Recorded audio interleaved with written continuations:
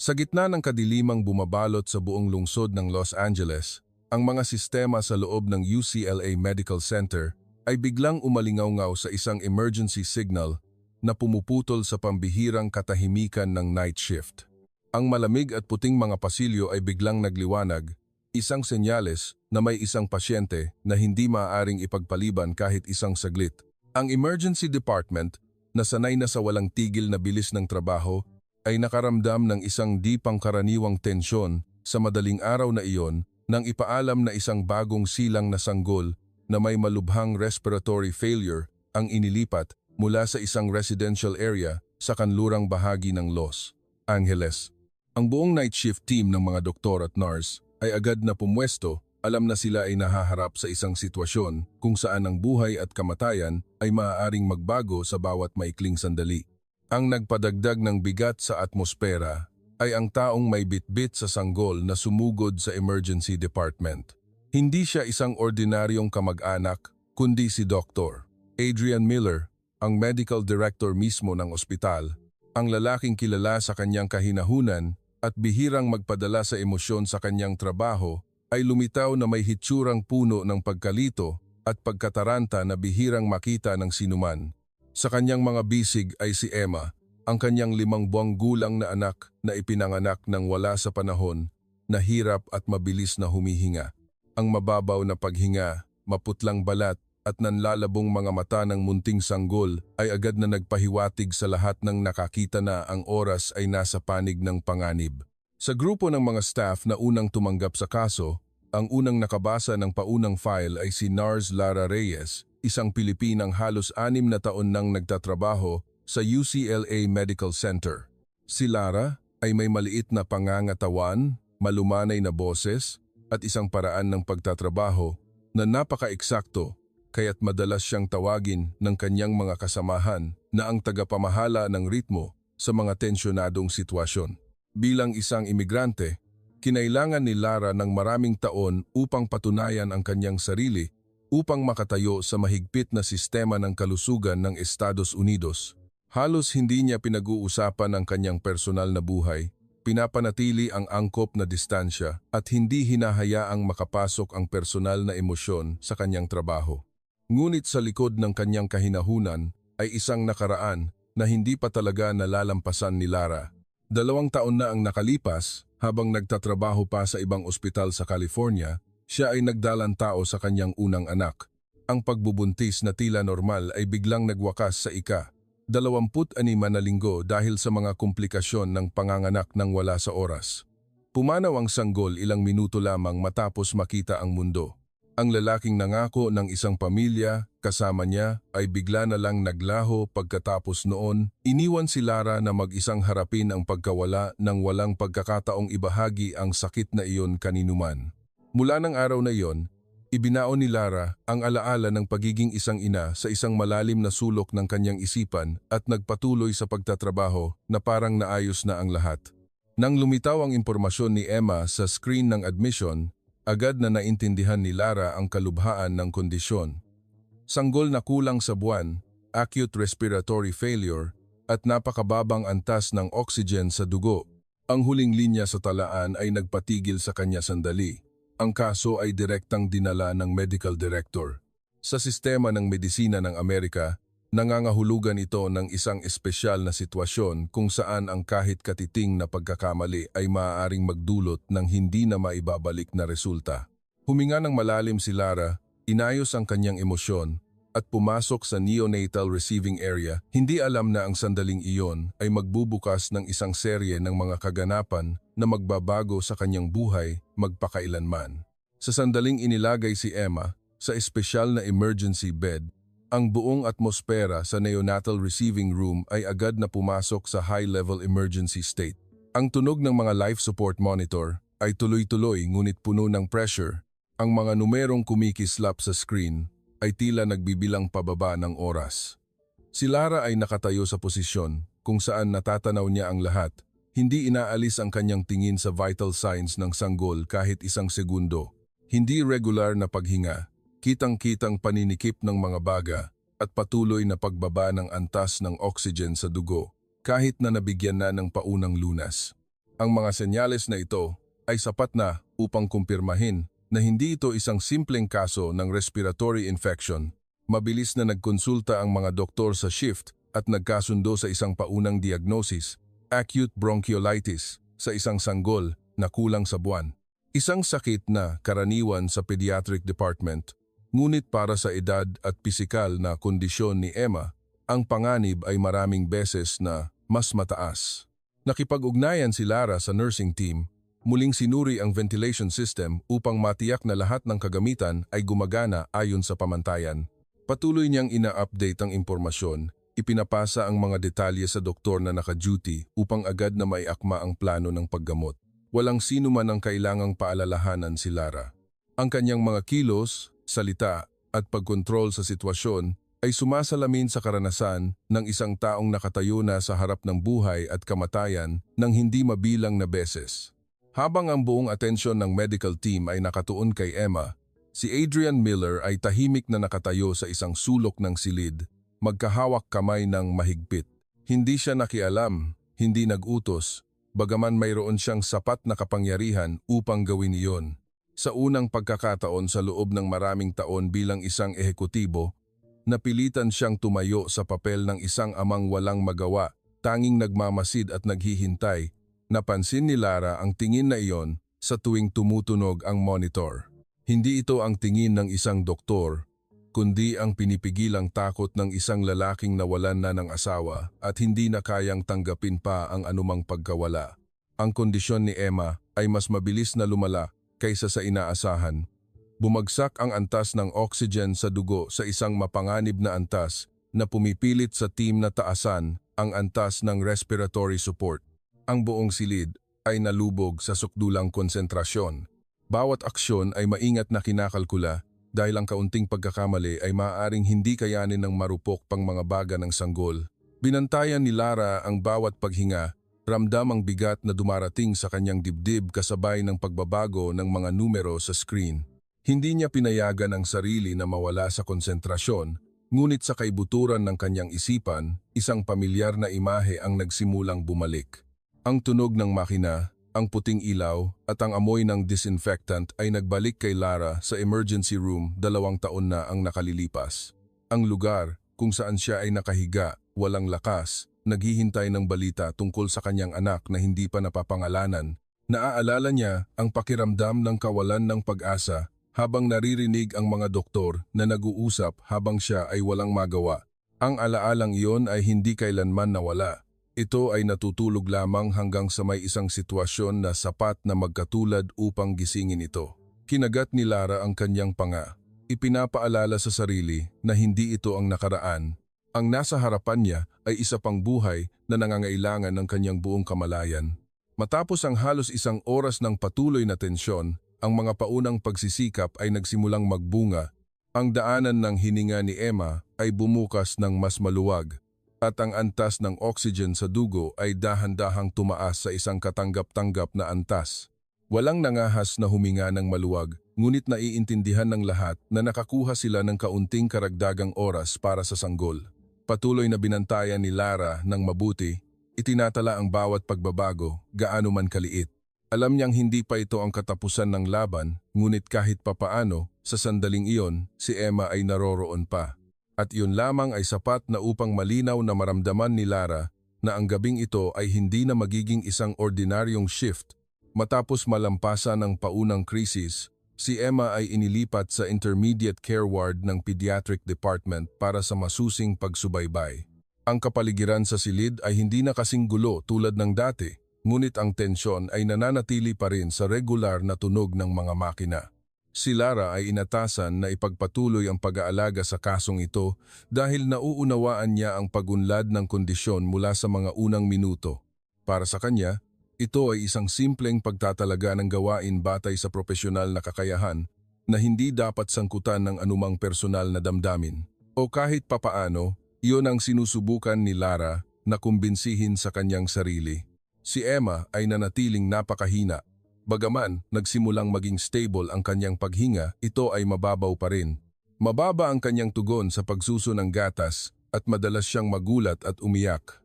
Sinubukan ng mga nurse na magbigay ng gatas sa bote ayon sa plano ng paggamot, nagpalit ng posisyon, nagpalit ng uri ng gatas, ngunit negatibo ang tugon ni Emma sa bawat pagkakataon.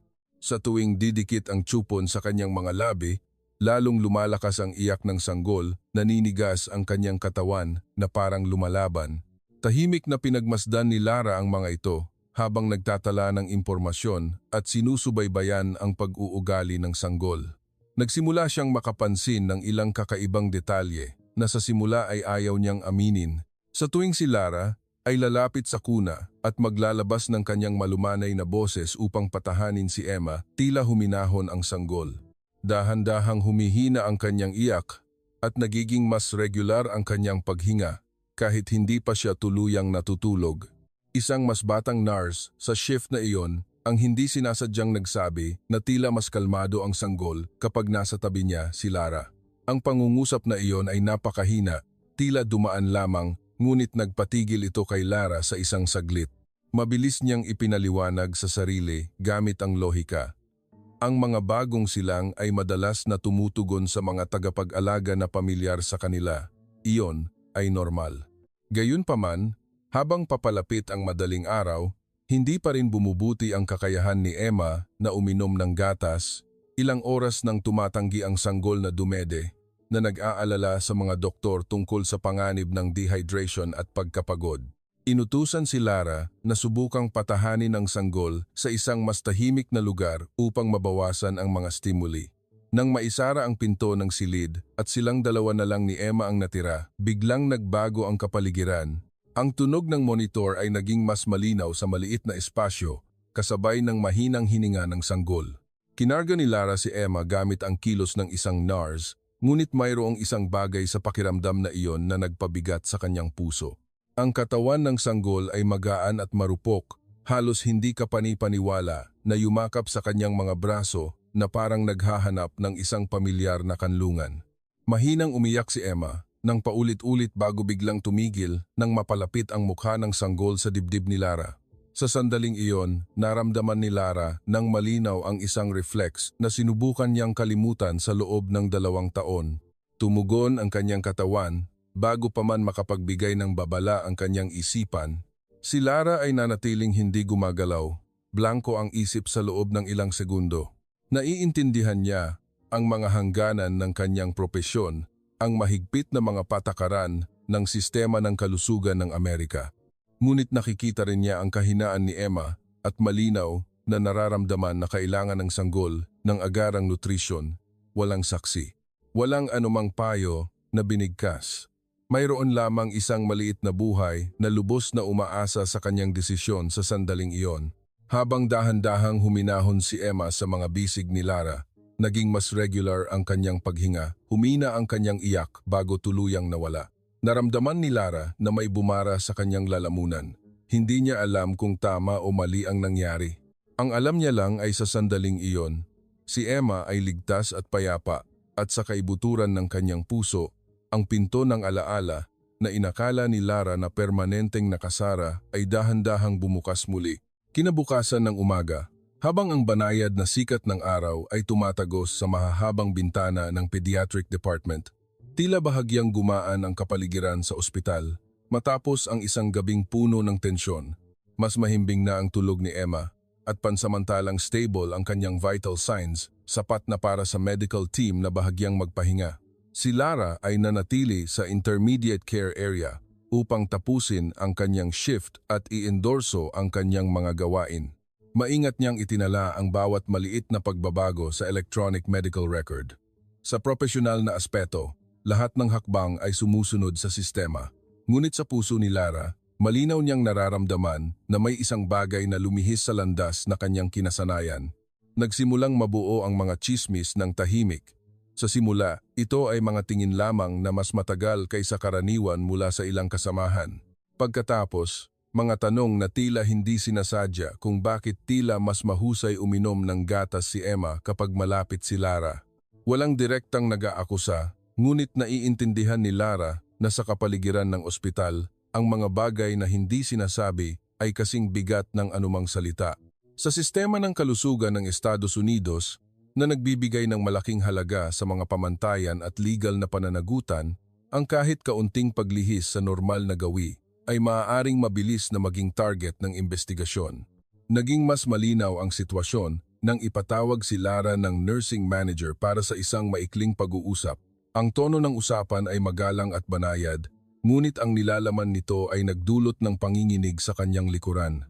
Tinanong siya tungkol sa oras na mag-isa siyang kasama ng pasyente, tungkol sa paraan ng pagpapakalma sa sanggol na ginamit niya, at lalo na tungkol sa gawi sa pagkain ni Emma kapag wala siya.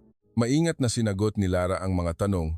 Nililimitahan ang kanyang mga sagot sa loob ng saklaw ng propesyon nang hindi binabanggit ang anumang personal na detalye. Alam niyang isang maling salita lang ay maaaring bigyan ng ibang kahulugan. Kasabay nito, muling nagbago ang kalagayan ni Emma nang pansamantalang ilipat si Lara sa ibang lugar sa loob ng ilang oras upang maiwasan ang dependency sa isang tagapag-alaga. Naging mas iyakin si Emma at tumanggi sa pag-inom ng gatas. Sinubukan ng ibang nurse ang iba't ibang paraan, ngunit hindi maganda ang resulta.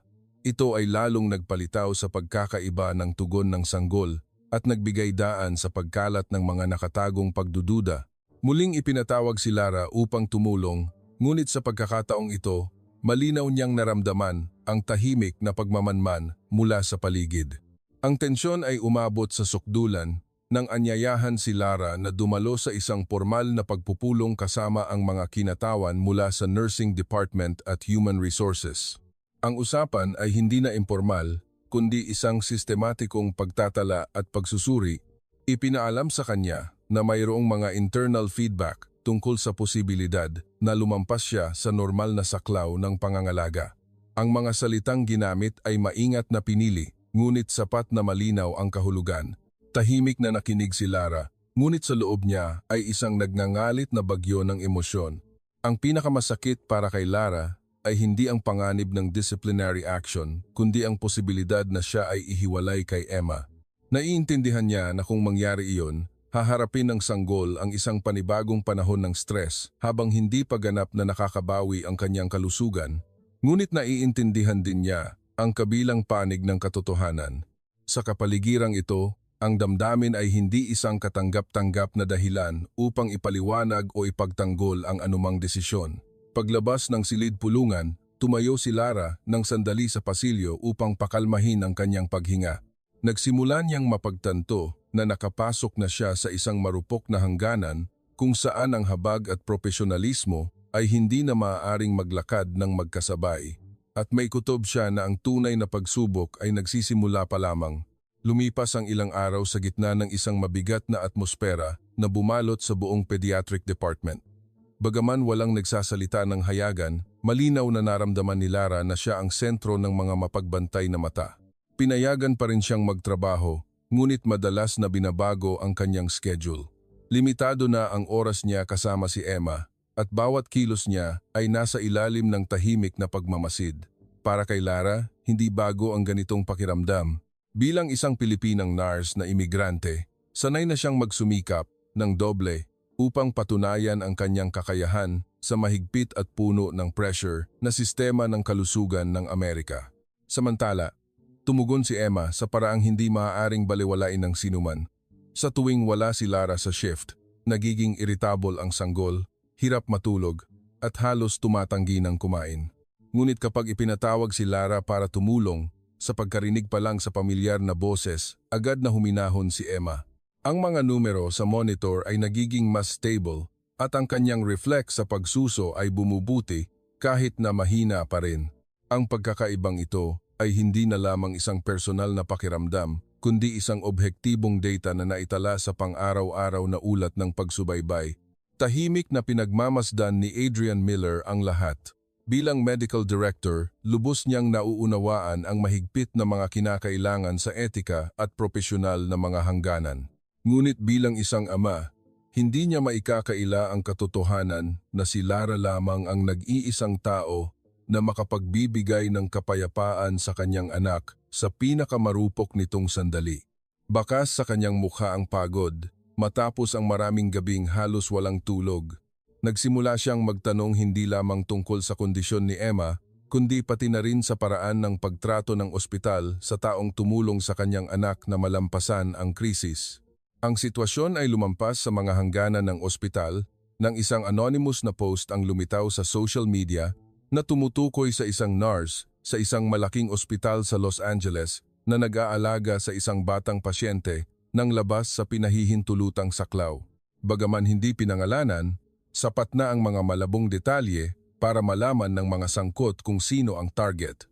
Sa loob lamang ng ilang oras, ang post ay malawakang naibahagi kasama ang mga negatibong komento at mapanirang haka-haka. Nalaman ito ni Lara nang hindi sinasadya mula sa isang pinagkakatiwalaang kasamahan at naramdaman niya na tila unti-unting gumuho ang lupa sa ilalim ng kanyang mga paa. Para kay Lara, hindi lamang ito issue ng personal na reputasyon. Sa Estados Unidos, kahit isang hindi pa napatunayang hinala ay maaaring sumira sa karera ng isang nurse, lalo na kung siya ay isang imigrante. Ang takot para sa kinabukasang ilang taon niyang pinaghirapan ay nagsimulang mabuo sa kanyang isipan, ngunit ang pinakamalaking alalahanin niya ay nananatiling si Emma. Kung siya ay tuluyang masuspinde, sino ang tutulong sa sanggol na malampasan ang panahong ito ng paggaling na puno ng kawalang katiyakan? Nagpasya si Adrian Miller na huwag nang manatiling tagamasid. Matapos ang ilang araw na pananahimik, hinarap niya ng direkta ang pamunuan ng ospital. Humiling siya ng isang emergency meeting, hindi bilang isang ama, kundi bilang pinakamataas na responsable sa kalidad ng paggamot. Sa pulong na iyon, nagtanong siya ng isang katanungan na nagpatahimik sa buong silid. Kung aalisin natin si Lara sa pag-aalaga sa pasyenteng ito, handa ba ang ospital na managot kung lumala ang kalagayan ni Emma? At nasaan ang hustisya kapag ang isang taong tunay na nagmamalasakit ay hinuhusgahan lamang batay sa haka-haka na walang ebidensya? Ang emergency meeting na hiniling ni Adrian Miller ay mabilis na nagdulot ng pagyanig sa loob ng ospital. Ang issue na may kinalaman kay Lara ay hindi na lamang isang malabong tsismis o mga nakatagong tingin, kundi dinala na sa mesa ng formal na pagsusuri sa antas ng ehekutibo. Ang legal department, human resources, at mga senior nursing executives ay lahat dumalo. Hindi inanyayahan si Lara na dumalo, ngunit lubos niyang nauunawaan na ang desisyon na gagawin sa loob ng silid na iyon ay direktang makakaapekto sa kanyang karera at kinabukasan. Samantala, patuloy na tumitindi ang pressure mula sa labas. Ang anonymous na post sa social media ay sinipi ng ilang maliliit na news website sa paraang mas lalong nagpapainit ng damdamin. Ang ilang komento ay nagsimulang maging personal na atake, tinututukan ang kanyang estado bilang isang imigrante at kinukwestiyon ang kanyang propesyonal na etika dahil lamang sa hindi siya isang lokal. Bagaman ang mga salitang iyon ay hindi direktang lumitaw sa ospital, sapat na ito upang lumikha ng isang hindi komportableng at mapang-aping kapaligiran sa lugar ng trabaho ni Lara araw-araw. Si Emma ay nananatiling nakakonfine sa recovery room. Ang kanyang kondisyon ay pabago-bago. Nang limitahan ang access ni Lara, nagpakita ang sanggol ng malinaw na senyales ng stress. Kinailangan itong itala ng mga doktor na ang antas ng stress ni Emma ay direktang nakakaapekto sa proseso ng paggaling ng kanyang respiratory system. Ang mga datos na ito ay unti-unting naging isang mahalagang salik sa internal evaluation kahit walang direktang nagsasabi nito. Alam ni Lara na nasa isang kabalintunaang sitwasyon siya. Siya ang dahilan kung bakit nagiging stable ang kondisyon ni Emma, ngunit sa parehong pagkakataon, ito rin ang dahilan kung bakit siya naging isang suspek. 3 araw matapos ang internal meeting, nagpasya ang executive board ng ospital na pansamantalang suspindihin si Lara sa direktang pag-aalaga kay Emma upang mapanatili ang neutrality sa proseso ng pagsisiyasat. Ang desisyon ay ipinaalam sa pamamagitan ng isang maikling dokumento na gumagamit ng formal at malamig na pananalita. Nang basahin ni Lara ang email na iyon, naramdaman niyang tila nalaglag ang kanyang puso. Inihanda na niya ang sarili para sa posibilidad na ito, ngunit nang ito ay nangyari na, hindi pa rin niya maiwasan ang pakiramdam ng pagkawala. Nalaman ni Adrian Miller ang desisyon halos kaagad. Sa pagkakataong ito, hindi na niya piniling manahimik. Nagsumite siya ng kahilingan na magdaos ng isang opisyal na press conference na nangangatwiran na kailangang linawin ang maling impormasyon na kumakalat at seryosong nakakaapekto sa reputasyon ng ospital at sa kalidad ng paggamot. Ang hakbang na ito ay ikinagulat ng marami. Ang isang medical director na naglalabas ng internal na issue sa publiko ay isang mapanganib na desisyon, ngunit para kay Miller, ito ay isang pinag-isipang hakbang. Naisip niya na kung mananatili siyang tahimik, ang katotohanan ay mababaluktot sa isang direksyon na hindi na makokontrol. Mabilis na kumalat ang balita tungkol sa press conference na nakakuha ng atensyon mula sa lokal na media. Nalaman ni Lara ang tungkol dito sa pamamagitan ng isang mensahe mula sa kanyang nursing manager na nagsasabing hindi niya kailangang humarap sa media. Kahit na ganoon, ang takot ay mahigpit pa ring kumakapit sa kanyang puso. Kapag ang kwento ay nailantad na sa publiko, bawat detalye ng kanyang mga kilos ay maaaring palakihin, suriin, at bigyan ng kahulugan sa mga paraan na hindi niya makokontrol. Sa gabi bago ang press conference, halos hindi nakatulog si Lara. Nakaupo siyang mag-isa sa kanyang maliit na apartment, iniisip ang landas ng buhay na nagdala sa kanya mula sa Pilipinas patungo sa Estados Unidos. Iniisip ang mga taon ng pag-aaral, pagtatrabaho at pagkawala na humubog sa kanya upang maging kung sino siya ngayon. Hindi niya alam kung ano ang idudulot ng bukas, ngunit sa unang pagkakataon sa loob ng mahabang panahon, malinaw na napagtanto ni Lara na anuman ang maging resulta, ang katotohanan ang nag-iisang bagay na hindi niya kailanman pinagsisihan na ipinaglaban. Sa umaga ng press conference, ang UCLA Medical Center ay nasa ilalim ng isang tensyonadong kapaligiran na bihirang mangyari. Ang mga miyembro ng media ay siksikan sa harap ng conference hall, puno ng mga kamera at mikropono ang pasukan. Wala si Lara sa lugar na iyon. Inilagay siya sa isang maliit na opisina sa likod ng pediatric department upang maiwasan ang mata ng publiko. Gayunpaman, bawat salitang binibigkas mula sa conference hall ay live na ipinapalabas sa internal system, kaya't hindi niya lubusang maihiwalay ang sarili sa mga pangyayaring nagpapasya sa kanyang kinabukasan. Umakyat si Adrian Miller sa podium na may karaniwang kahinahunan, ngunit nakita ng mga nakakakilala sa kanya ang isang pambihirang determinasyon sa kanyang mga mata. Hindi siya nagpaligoy-ligoy. Malinaw niyang sinabi na ang ospital ay nahaharap sa isang alon ng maling impormasyon na sumisira sa dignidad ng isang dedikadong nurse at direktang nakakaapekto sa proseso ng paggamot ng isang batang pasyente. Ipinagdiinan niya na walang anumang pagkilos na lumabag sa propesyonal na etika mula sa panig ni Lara. Lahat ng desisyon sa pangangalaga ay ginawa sa ilalim ng isang emergency na sitwasyon na may buhay ng isang bagong silang na sanggol bilang pinakamataas na prioridad. Nang direktang magtanong ang isang reporter tungkol sa espesyal na relasyon sa pagitan ni Lara at Emma, hindi umiwas si Miller. Ipinaliwanag niya na ang mga sanggol na ipinanganak nang wala sa panahon na nakaranas ng acute respiratory failure ay madalas na kumakapit ng mahigpit sa isang pamilyar na pakiramdam ng seguridad. Sa kaso ni Emma, ang emosyonal na katatagan ay kasing halaga ng medikal na paggamot. Binigyang diin niya na si Lara ay gumanap sa kanyang tungkulin ng may kahusayan, karanasan at habag hindi dahil sa anumang personal na motibo. Natahimik ang conference hall nang pinili niyang pumanig sa katotohanan sa halip na protektahan lamang ang imahe ng organisasyon. Sa parehong araw, naglabas ang ospital ng isang opisyal na pahayag na nagtatapos sa investigasyon laban kay Lara at nagbubukas ng isang internal na pagsisiyasat sa pinagmulan ng maling impormasyon. Isang pampublikong paghingi ng tawad ang ipinadala sa kanya. Nang dalhin ng nursing manager ang balitang ito, kinailangan ni Lara ng ilang segundo bago lubusang maunawaan ang kahulugan ng mga maikling salitang iyon. Hindi siya umiyak, hindi nagpakita ng malinaw na emosyon. Tanging isang pakiramdam ng ginhawa na dahan-dahang kumalat sa kanyang dibdib na parabang pinayagan siyang huminga muli matapos ang ilang araw ng pagpipigil. Nang hapong iyon, formal na pinayagan si Lara na bumalik kay Emma. Nang pumasok siya sa silid, si Emma ay nasa mga bisig ni Adrian Miller. Agad na lumiwanag ang mga mata ng sanggol nang marinig ang pamilyar na boses. Isang napakaliit na ngiti, ngunit sapat na iyon para maramdaman ni Lara na lahat ng sakit na dinanas niya sa mga nakaraang linggo ay hindi na sayang. Tahimik na pinagmasdan ni Miller ang eksena bago nagsalita. Hinihiling kay Lara na isaalang-alang ang pagiging pangunahing tagapag-alaga ni Emma pagkatapos na makalabas ang bata sa ospital.